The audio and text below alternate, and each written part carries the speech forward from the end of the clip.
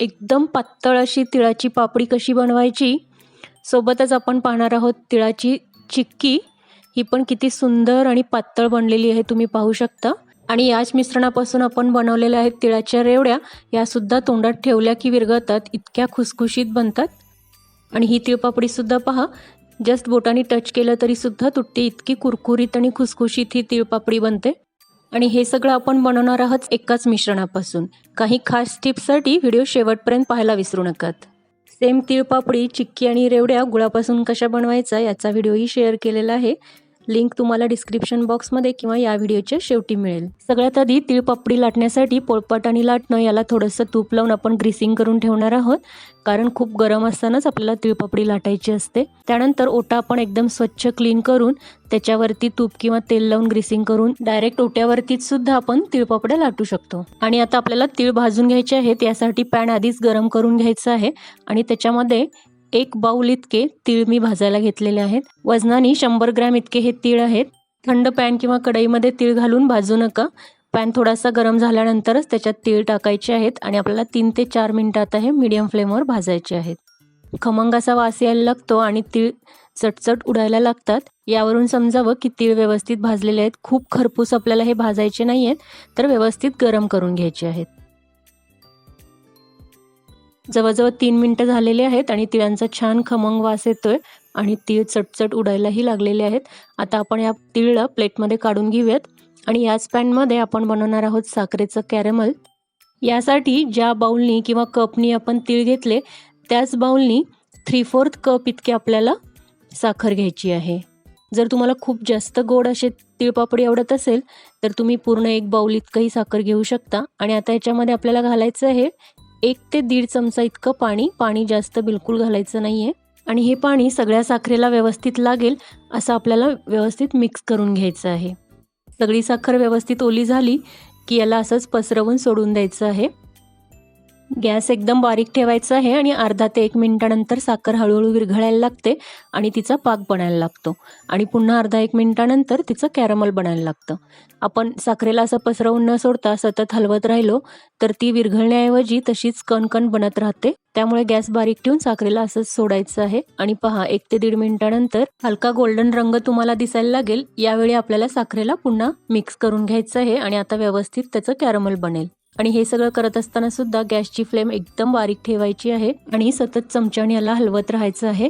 आणि हे कॅरमल इतकंच लाईट गोल्डन ब्राऊन आपल्याला हवं आहे. जास्त चॉकलेटी झालं तर तिळपापडी कडवट लागू शकते. त्यामुळे सगळी साखर विरघळलेली दिसली की लगेचच आपण याच्यामध्ये भाजलेले तीळ घालायचे आहेत आणि हे सगळं मिश्रण व्यवस्थित मिसळून घ्यायचं आहे. आणि आता सगळे तीळ आणि साखरेचा पाक व्यवस्थित मिक्स झाला की लगेचच आपल्याला गॅस बंद करायचा आहे आणि हे मिश्रण आता आपण तिळपापडी लाटायला घेणार आहोत. खूप गरम असतं हे मिश्रण, त्यामुळे हाताला चटका लागणार नाही याची काळजी मात्र घ्या. पण पोळपाटाला आधीच तूप लावून ठेवलं होतं, त्याच्यावरती आपण यातलं थोडंसं मिश्रण घेणार आहोत आणि आपल्याला तिळपापडी हे मिश्रण गरम असतानाच लाटून घ्यायची आहे. जितकी तुम्हाला तिळपापडी बनवायची आहे त्यानुसार तुम्ही कमी जास्त मिश्रण घेऊ शकता. मी एक मोठी तिळपापडी लाटते आहे ज्याच्यापासून आपल्याला चिक्की कट करायची आहे. आणि हे पहा, गरम असतानाच पटापट ही तिळपापडी आपल्याला लाटायची आहे. गरम असताना जितकी पटापट तुम्ही लाटाल तितकी ही पातळ होत जाते तिळपापडी. आणि हे पहा, किती सुंदर पातळ अशी तिळपापडी आपली तयार झालेली आहे.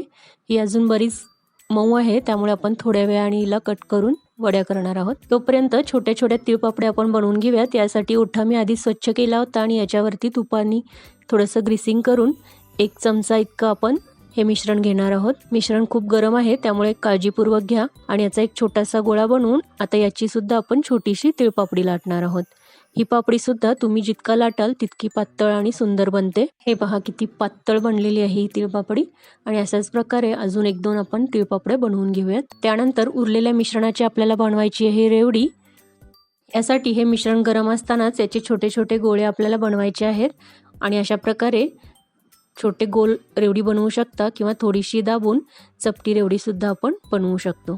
आणि या रेवड्यासुद्धा खूपच कुरकुरीत बनतात, बिलकुल चिकट लागत नाहीत. आणि आता आपण आधी बनवलेल्या पापडीच्या चिक्की कट करून घेऊयात. हे पहा, किती पातळ बनलेली आहे ही पापडी आणि याच्यापासूनच आपण आता चिक्क्या बनवणार आहोत. यासाठी चाकू किंवा पिझ्झा कटर जे असेल त्याच्यापासून हव्या त्या आकाराच्या चिक्क्या तुम्ही कट करू शकता.